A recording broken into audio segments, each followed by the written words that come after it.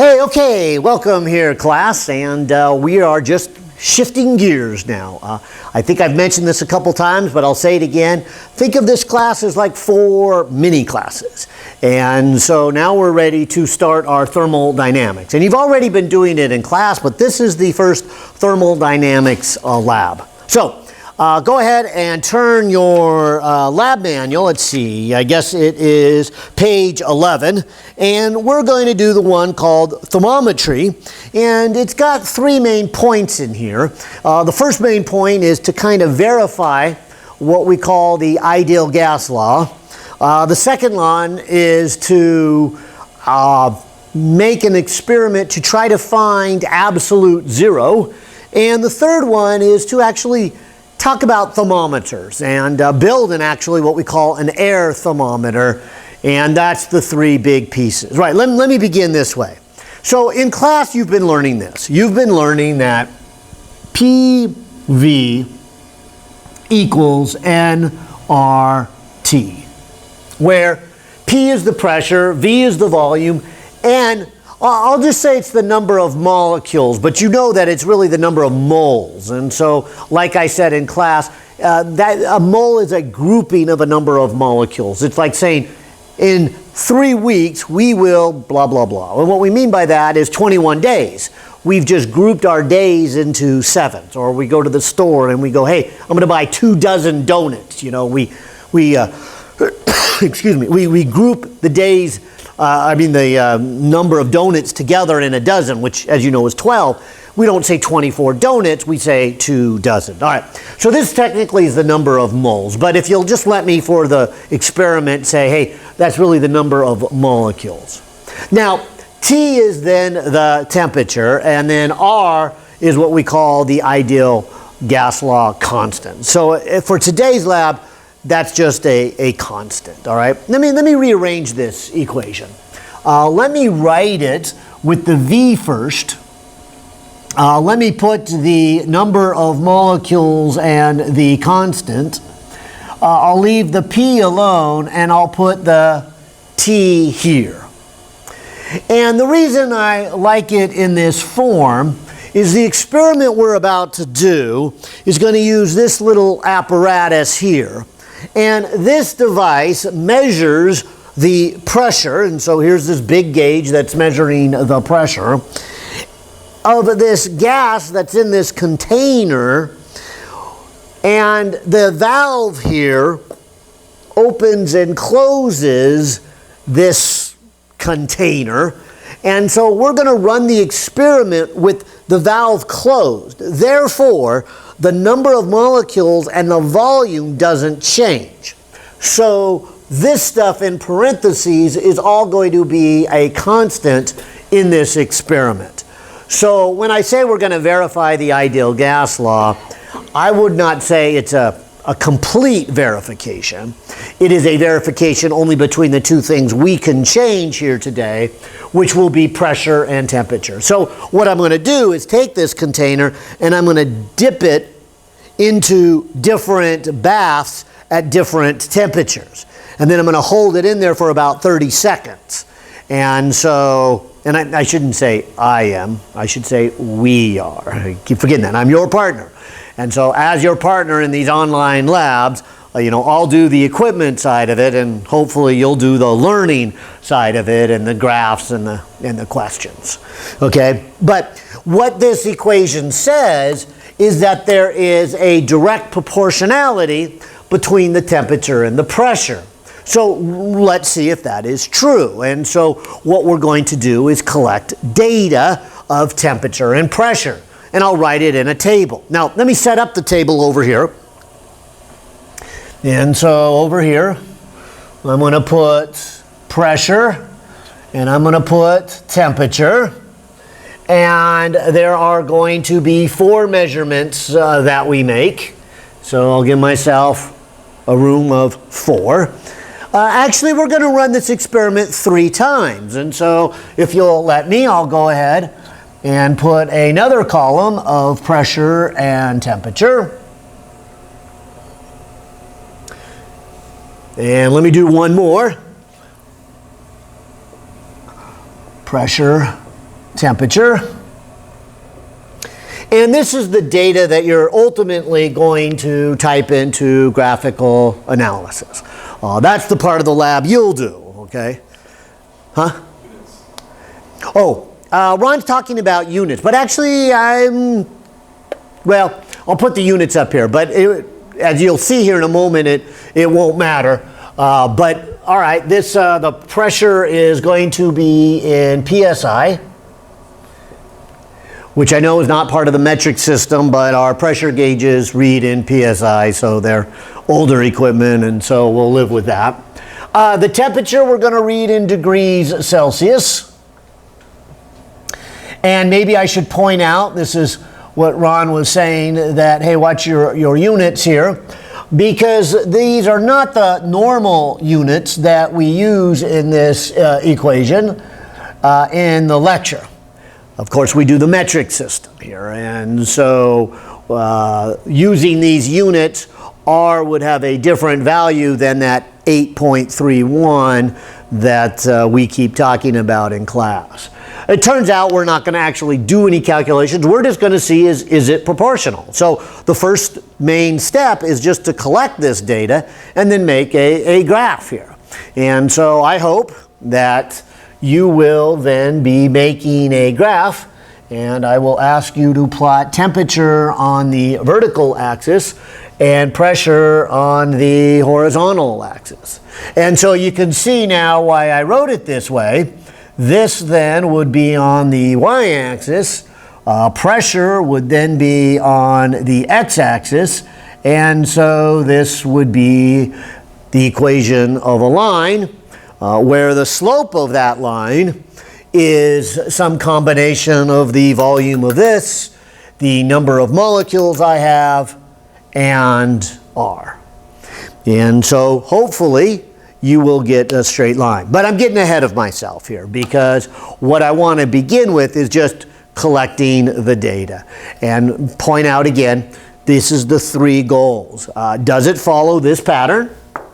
You know, so we're kind of verifying at least part of the ideal gas law. Number two, could we make a thermometer out of this? And this will be part two of the lab. And then, what was the third one? Verifying. Oh, and use it to find absolute zero. So we're going to use the same thinking that Lord Kelvin did. And we're not going to be able to get something cold enough to get absolute zero, but we're going to see the pattern. And so let's talk about that. But again, getting a little bit ahead of myself, let's just collect data. All right, so now that you saw the apparatus, and now you see that I'm going to record temperature and pressure, let me do this. Now, I actually already did it, but I'm going to demonstrate nonetheless. I'm going to just kind of open the valve. That will let molecules come in and out until the pressure inside here is the same as the atmosphere, which is about 15 psi. And my gauge is reading a little bit under that, which is good. It looks like about a 14.8 psi. And so a real good number here. Now let me grab my marker. Maybe I'll put it in my pocket so I don't lose it. Let's come around and go to the different baths and record our data. All right, so I'm going to come over here, and as far as temperatures go, I'm going to go to the second coldest one, which is 0 degrees Celsius, okay? And I'll just write that down now, because over here I have a bunch of ice in water, okay? And so I know that ice water is 0 degrees. And so I'm just going to look up at the clock. And sometimes our old valves stick a little bit. But I'm just going to hold it in here for about 30 seconds. And it looks like it's been 15 seconds. And just give it a little tap. And once 30 seconds is done, I will then write down what the final pressure is, and I'll just go to all 4 baths. Okay, so it looks like it's been about 30 seconds. Let me take a reading. I'm going to call that 13.8. All right, so over here I will write 13.8 psi. Let me come to another bath. This bath way over here, or next to it maybe I should say, is super cold. Looks like we're somewhere around negative 70. In fact, try to get some of the water off of here. It's really cold and the water on here will freeze. But let me play the same game. And so I'm going to put it in here, which is a dry ice bath mixture. And I will point out, and I hope you can see that the gauge is going down, down, down. The pressure is really dropping. And so the molecules are going slower and slower and slower. And that was the idea of the ideal gas law, that temperature and pressure are related. So at a cold temperature, the pressure should go down. And of course, because the molecules are slowing down. And so I'll keep tapping it a few times. It looks like I'm just past 30 seconds here. And maybe I'll just give this a little bit more, because it's really cold in here. And so I just want to make sure we get some decent data, at least the best we can. I tell the students, you know, what we're about to do is extrapolate this to really, really cold temperatures. So we do the best we can. It's not always that close, but it's somewhat close. And our old gauges aren't so great, okay? Well, now I'm over a minute here. So I think this is good. It looks like maybe about a 10.2 is the pressure, and the temperature is negative 71.6. So negative 71.6 degrees Celsius and a pressure of 10.2. Okay, so there's two of my 4 readings. Let's keep going. And so I'm going to wipe off this gooey mess and go over to something a little warmer. And this is just a bucket of water. Nothing fancy about it. It's just been sitting out here at the room. I should look at its temperature. Its temperature is below 20, more than 19. Don't want to take it out. Let's call it about a 19.2. But I'm going to put it in and look up at the clock and say, all right, let's hold it underwater here. And if you remember when we got started with this experiment, we were reading about a pressure of about 14.8. And so it went way down because we were in that really cold dry ice bath.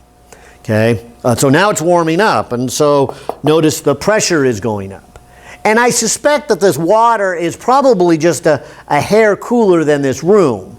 So I would expect the pressure to go up just a hair under the 14.8 I had before I got started. And it looks like I've been underwater here for about 45 seconds here. So I'm going to take a reading, and yeah, it is just a hair low. Maybe I'll call it 14.7. All right, and forgot what I said, the temperature. Did I say 19.2? So let me put that over here in the chart. So at a temperature of 19.2 degrees Celsius, I'm getting a pressure of 14.7. Well, my last bath, to get us a pattern, is this one here. It's boiling water. I hope you can kind of see the steam coming up, and I don't think I set the angle well, if you can see the flame underneath it, but there is a little gas flame underneath. And so this is the hottest of my 4 baths, and hopefully, as I put it in there, let me look up at the clock, you will see the gauge going up and up and up. And it's getting all misty on top. And just keep tapping it here. Actually, let me pull my hand away, it's getting kind of hot. And looks like we're at about 30 seconds now. And so let me turn it towards me so I can take a reading, and it's like 15, 16, 17, 18, I'm going to call it 18.5 and set it down here and come over here and write on the board here a pressure of 18.5 at a temperature of 100 degrees Celsius. And so there are my 4 measurements. And we're going to plot those in just a second. Let's run this experiment again. Let me come over here and show you that I'm hoping that when I put these in here, I get something that maybe looks like this. A nice straight line. Okay? And, of course, the slope, as we talked about, depends on the volume, the constant, and this is the big one, the number of molecules.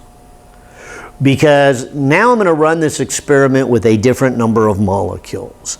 Let's run the experiment with fewer molecules. So if this number is smaller, that means the slope would be steeper. And so I'm hoping on my second experiment, it looks like this. And then I will show you on the third experiment, I'm going to put more molecules in there. And so more molecules means a bigger number, means a smaller slope, and hopefully I will get something like that. Or maybe I should rephrase, hopefully you will get something like that. Because I'm going to collect the data, but you're going to do the graphs, okay?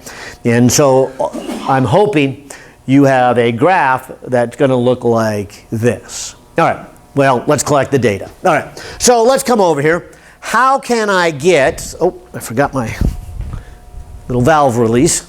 How can I get a fewer number of molecules? And here's how I'm going to do it. I'm going to put it back into the boiling water.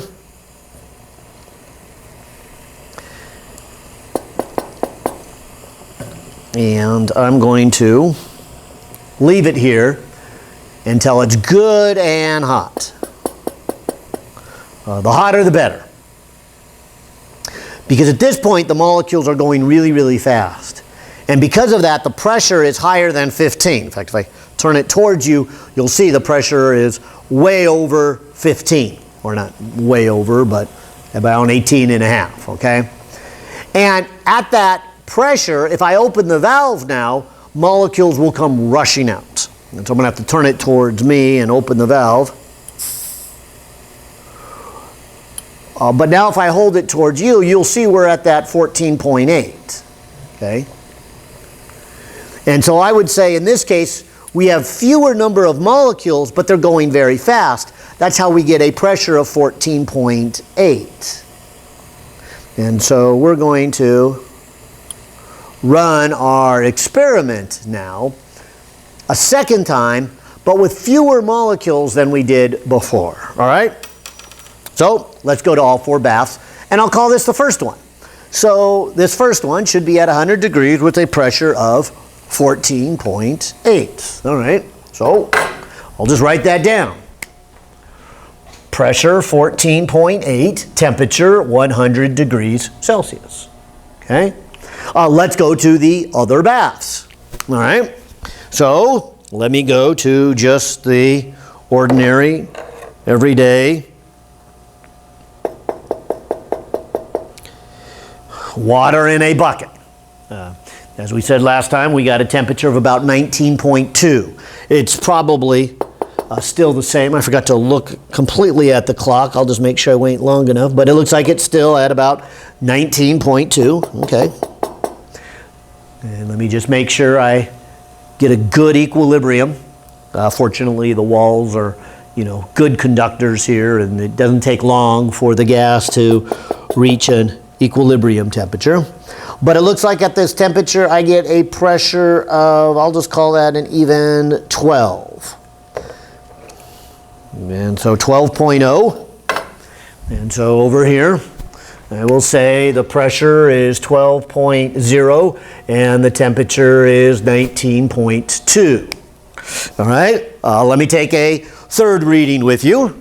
And so over here, here's all this ice water.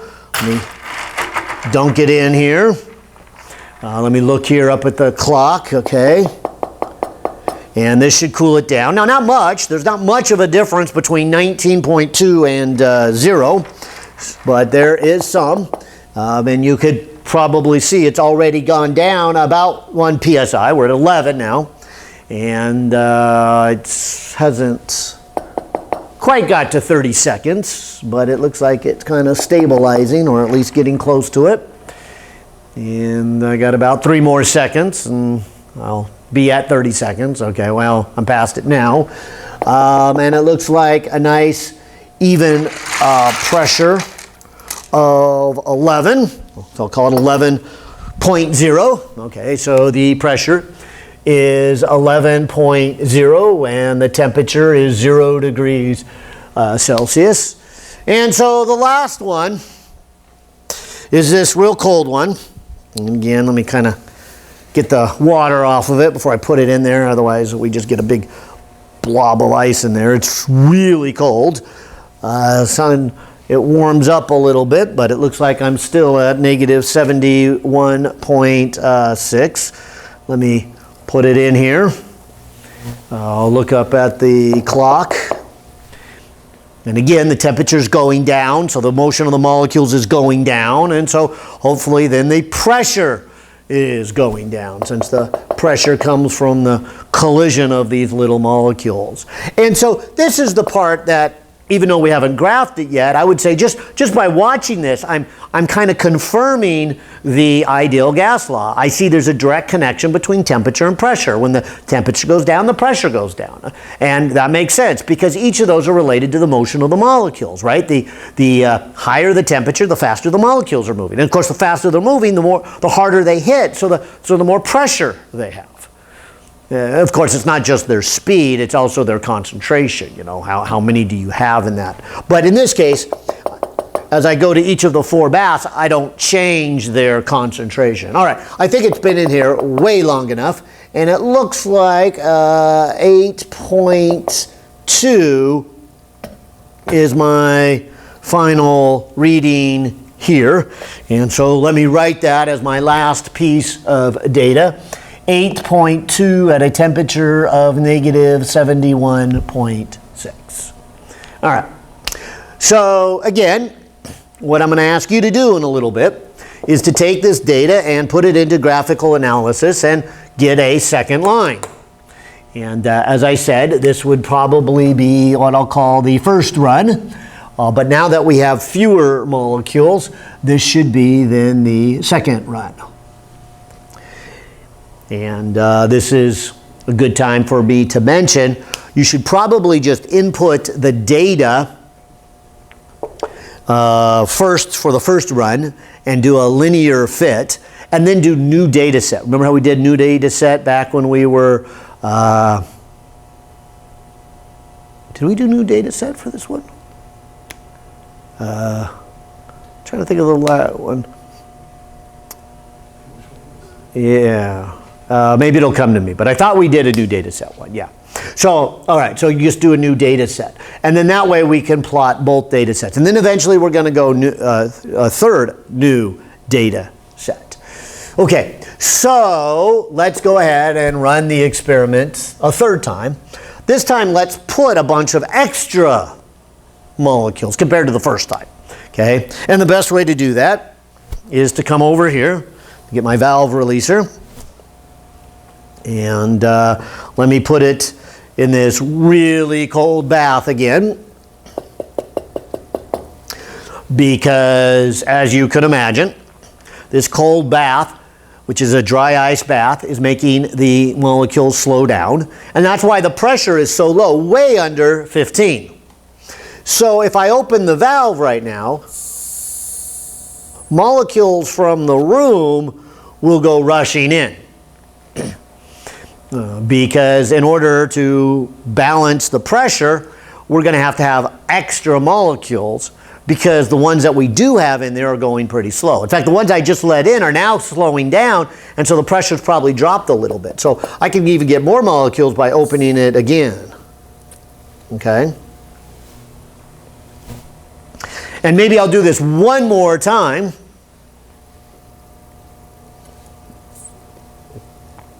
And I'll just hold it open as I let those last ones kind of get in. But I should be then starting at the atmospheric pressure of 14.8. And so now what I have in there, my little container, is a lot of molecules, albeit they're going very slow. So I can't wait till I take all those molecules and put them in the boiling water. So I got a lot of molecules going really fast. The pressure's going to go way up. Okay, but right now, let me take my first reading. So my pressure is 14.8 and my temperature is, and it looks like I left it in here long enough to warm it a little bit. Now I'm only at negative 71.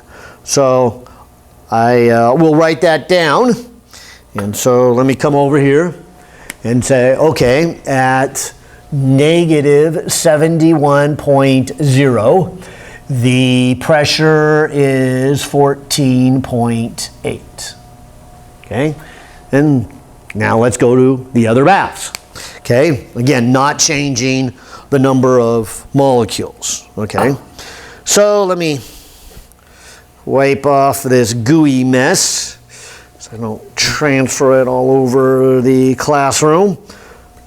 This is an isopropyl alcohol mix. You can imagine something this cold, you couldn't use water. I used water for the other ones, but the water would of course freeze.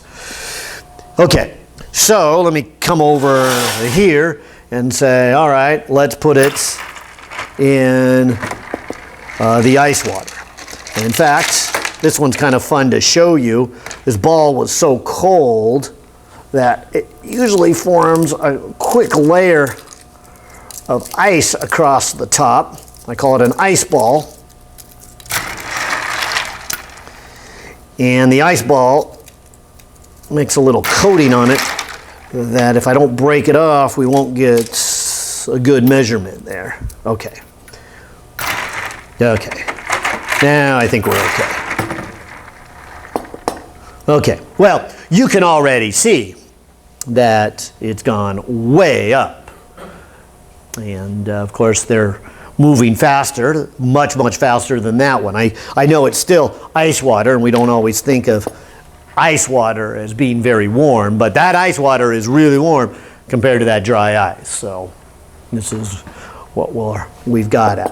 All right, well, I've been talking, I think, a whole 30 seconds, and it doesn't seem to be changing much. So let me write down this next one, which would be 0 degrees, and it looks like a pressure of 20 psi.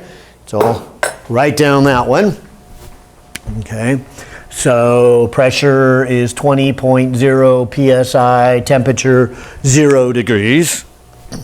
Let me come over here then to the room temperature.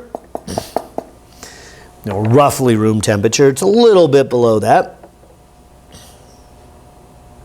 And see if we're still at about 19.2. I suppose so. I might call it 19.1.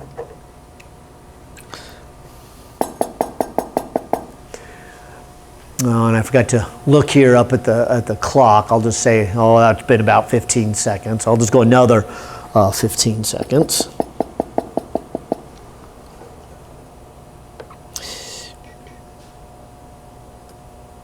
And maybe it's more like 19.0. A little surprised it cooled down, but maybe because I was coming from the colder ones here.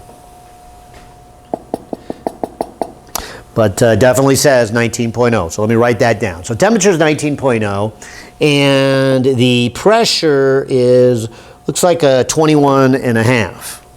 Okay, so let me come over here and go 21.5 psi, at a temperature of 19.0.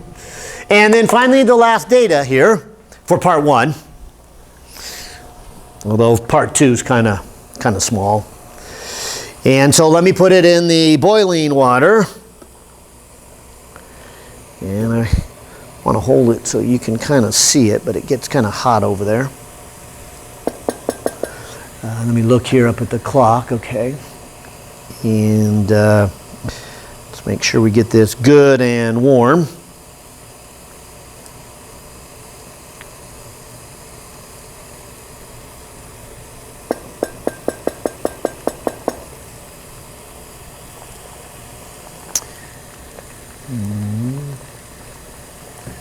Going about another 5 seconds or so. And so I told you the pressure would go way up. Let me turn it my way so I can read it here. Looks like I'm at about a 26.78. And let me call it 26.8 and set that down. And so 26.8 at a temperature of 100 degrees. And so this is the data for part 1. And I want to talk more about this in just a second. However, let me take a pressure reading for part 2.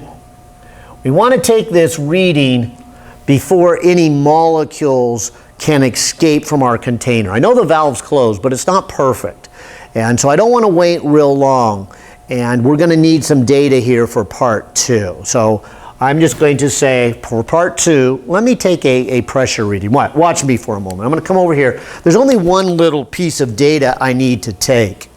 Because part 2 is asking you to use your data and develop a thermometer. And so I claim that if I come over here to this hot water pot and I put this in and I measure the pressure, I could figure out the temperature of this hot water pot. So I'm going to go ahead and open the lid and put it in here and wait 30 seconds.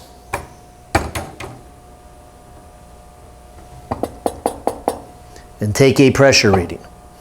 Because again, I claim, and we'll talk about this in just a second, but I just want to get the data before any molecules leaked out. But I claim that I can build a thermometer out of this. And so I told you that was one of the 3 things we were going to do. Not only confirm the ideal gas law, not only find absolute zero, but we're going to actually build a thermometer. And so it's been, I think, long enough. And the pressure is about a 25.9. And so let me write that down. Pressure is 25.9. Of course, this is PSI. But I'll say it again. This is for part 2. And I'm convinced that we can get the temperature from that. Now, let's talk about the rest of the lab that you have to do, because this is really all the data. Although there is one more, I'll explain that as I come along. There's one more piece of data I need to measure for you. But I want to walk back over here and just turn off that hot flame so that while I'm talking, I don't accidentally boil all the water away and then catch the lab on fire. So let me just turn off the gas, and that'll give that a chance to begin to cool down. All right, so here's what you need to do, okay? I'll start with, Ron, did you get a good shot of these 3 tables? Okay, and so just take another good shot of this because this is what you want to put into graphical analysis. And as I said, you want to create a new data set. And it dawned on me while we were doing, we did do the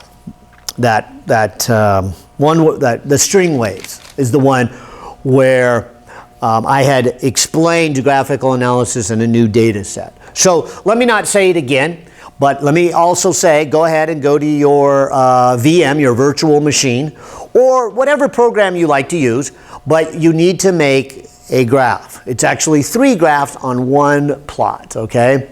And so I'll say it again. Hopefully your first one looks something like this. Your second one looks something like this. And your third one looks something like this. Do a curve fit with them, okay? And so maybe the first one looks something like this. Let me look at the data. The bottom one is 100 degrees. So way up here is 100 degrees at a pressure of about 18.5. Your second one has a temperature right about here. Your third one has a temperature and pressure right about there. Your last one has right about here. And so the data from your first one hopefully looks a little bit like this. Okay, and your second one will have about the same temperatures, and your third one will have roughly the same temperatures, but they should have a different slope. Okay, and so remember I said there was 3 things you're supposed to notice in this experiment. And the first one is hopefully you are noticed that when you curve fit these, sure enough, temperature and pressure are directly proportional to each other. And of course they depend upon, as we talked about earlier, the volume of the container, which we couldn't change in this experiment, and the number of molecules, which is why we did it 3 different times, because we could change the number of molecules each time we did the experiment, and that would change the slope. So I'm hoping you see 3 straight lines with different slopes. That is our way of trying to verify the ideal gas law. Because if they're lines, they tell me temperature and pressure are related, and if they have different slopes, where the third one has a smaller slope because of the number of molecules compared to the second one, it does tell me at least something about the number of molecules. So that's the first main thing. Now, here's the second main thing. We could also get absolute zero from this. Because, and this was Lord Kelvin's thinking. He said, if I just took 4 different baths and I made them from hot down to cold, and I'm not even sure how cold he got his coldest one. I don't know if it was ice water. I don't even think it was as cold as what we did with the dry ice, but it could have been. He probably did a salt water mixture of salt and ice, but somehow he got a cold one, he got hot ones, and here's what he noticed. Look at this one. The reason I had you graph it this way is, what would you say when this line crossed the vertical axis?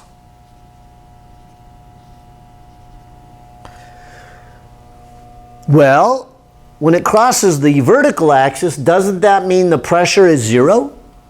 Well, when would you get 0 pressure? Oh, well, you would get 0 pressure when the molecules stop moving. Ah, and that's his definition of absolute zero. So this was his strategy, and so this is our strategy of how are you going to find absolute zero. What you're going to do is extrapolate your data.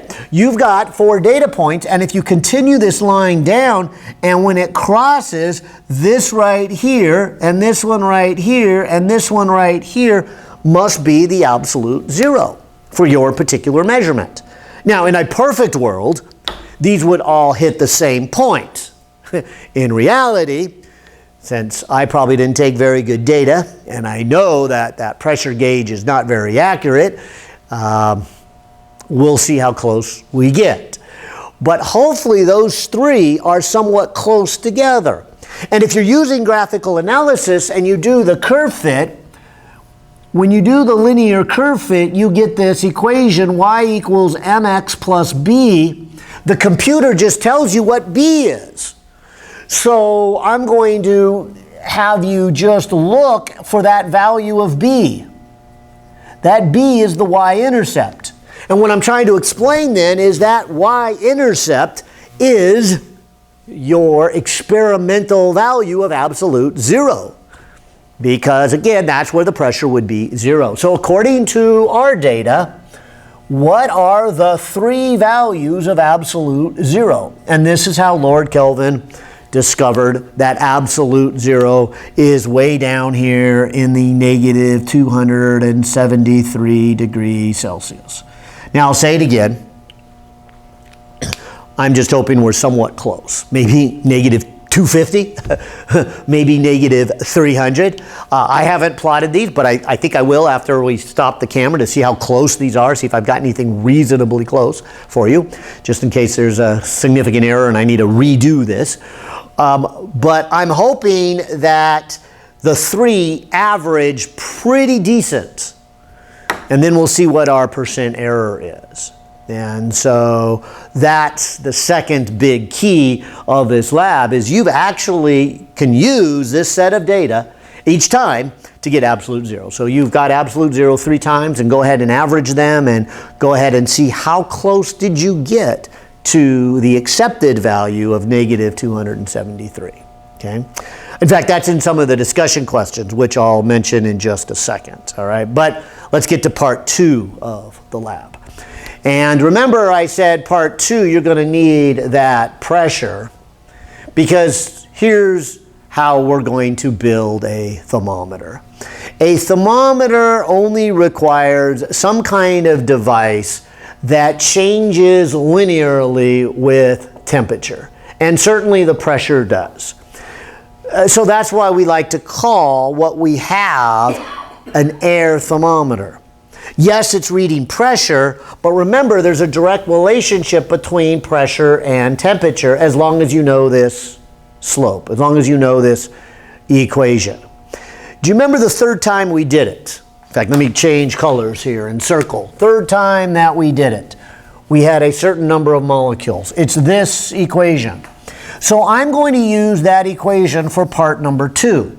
You should have an equation then that says something like this. Temperature equals, and then there is some kind of slope, times pressure, and then plus the y-intercept. And the reason I'm picking on the third one is, remember, after I did this whole experiment, after I did the third one, and so the equation for the third one, do you remember I put it in that hot coffee pot? And I got a pressure of 25.9 psi. And so I claim that I have created a thermometer here. Right? I'll call it an air thermometer. And what that would mean is, as long as I left the number of molecules alone in that container, and remember, after the third experiment I changed it after the first one, I changed it after the second one, but the third one I didn't change. And I went over to the hot coffee pot and I put it in there and I measured the pressure.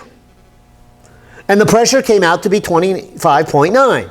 So I claim that if I put in a pressure of 25.9, and I take my slope and my intercept from the data I've been collecting and I put it into this little formula, I could calculate what the temperature is of that hot coffee pot. And so there is a direct correlation between the pressure and the temperature. I could even go and change the numbers on the dial from reading pressure to reading temperature, and then it would literally be a temperature scale. Of course, once the number of molecules changed, I'd be in trouble. So I don't want to do it permanently, but I have just created a thermometer. And that's what part 2 of this experiment is asking you to do. And I just have done for you. So go ahead and take the data that I just measured for you, right? I'm your lab partner, so I've got the data. Put it into here, do a calculation, and see what its temperature is. Now, just for fun of it, to see if we've got anything close, let's finish up by actually then measuring. Let me get a thermometer and go over there and measure that hot coffee pot. And let me put that right here. Actually, maybe I'll put it right underneath the pressure. And I'm hoping what you just calculated and what I'm about to go measure are at least somewhat close. And of course, that's, like I said, the third part of this lab here. All right, so I'm going to come over here, and I have my digital thermometer that right now is sitting in this cold, dry ice bath. Let me wipe off some of the gooey isopropyl alcohol here. And let me come over here and then open this container, and I'll even put the thermometer up at an angle. I probably should have done that before, but I figured it was so far away you weren't going to be able to see it anyways. But let me go ahead and put my thermometer in here and let it somewhat stabilize, and it probably is going to swirl around and jump all over because of the thermal convections here, but let's call it 83.7, 6, 5, 4, 6, 8, 7. I'm just going to call it 83.5. All right, so let me write down 83.5. Where did I do my marker? There it is.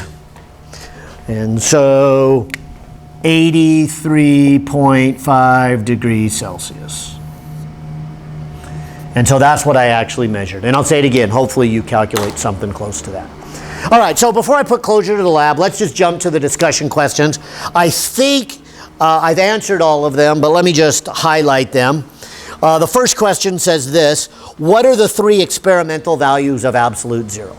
Okay, so that's what you get from this graph. So like I said, put those in, get the intercept, you get your 3 values of absolute zeros. What is the average of your absolute value, absolute zero? So again, average those 3. Then it says, what is your deviation? And so the deviation then is how far, or excuse me, your average deviation. And so how far is your number? For example, let's say one of yours is negative 283. Well, if you subtract that from a negative 273, that is your deviation.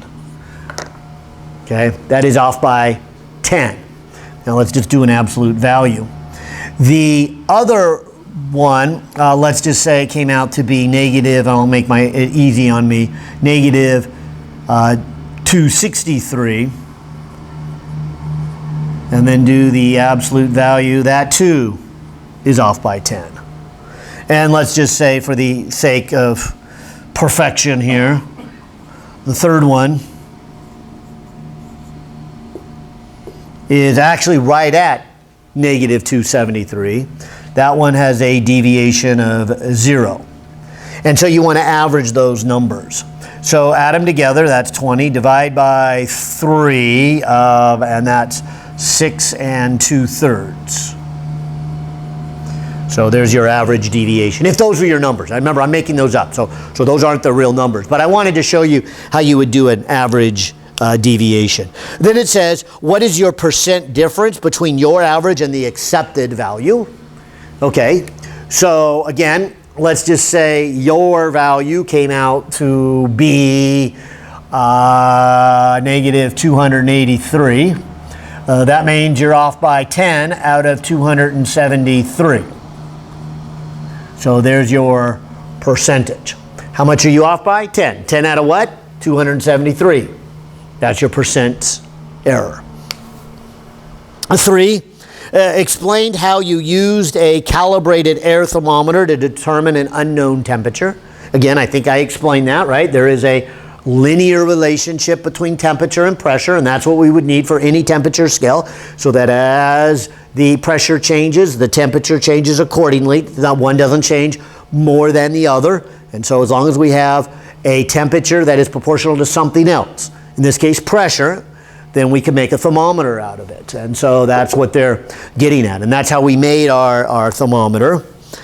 What is the percent difference in the temperature measured by your air thermometer and the one measured by your scale given this little experiment? In other words, how close then did we come to this 83.5? So I haven't done the numbers, but presumably by this point you have. And so you've actually put in this pressure, and together with the slope, you figure out what this is, okay? And the big one I want to help you with, because I think all those other ones are fairly obvious, but it's this last one, and I already said the answer, but I'm going to say it again. Number 5, what assumptions are made when you measure the temperature with a standard mercury thermometer? And I'll say it again, every thermometer must have a direct proportion. When the temperature changes, whatever else changes must be proportional, must be linear. So if you're using a mercury thermometer, which I have a thermometer here, although it's not a mercury one, it happens to be an alcohol one, but whether I use an alcohol thermometer or a mercury thermometer or an air thermometer or a digital thermometer, it needs to be proportional. So I'm assuming when I use a mercury thermometer that the expansion of the mercury as it goes up the capillary tube is proportional to the temperature. And so when I use an alcohol thermometer, I'm assuming that the expansion, the linear expansion of alcohol is proportional to the temperature. If I use a digital thermometer, I'm assuming that the voltage is proportional to the temperature, because that's how a digital thermometer works. That's how these guys work. You put in the little piece of metal there and it makes a small amount of voltage. And if the temperature goes up, it makes more voltage. If the temperature goes up, it makes even more voltage. But the amount of voltage increases by the same amount the temperature does. That's how a digital thermometer works. And these days, most of our thermometers are digital thermometers. So I probably should talk more about a digital thermometer. All right, well, and that's it for our first lab on thermal dynamics. And I'll see you at the next lab. Bye now.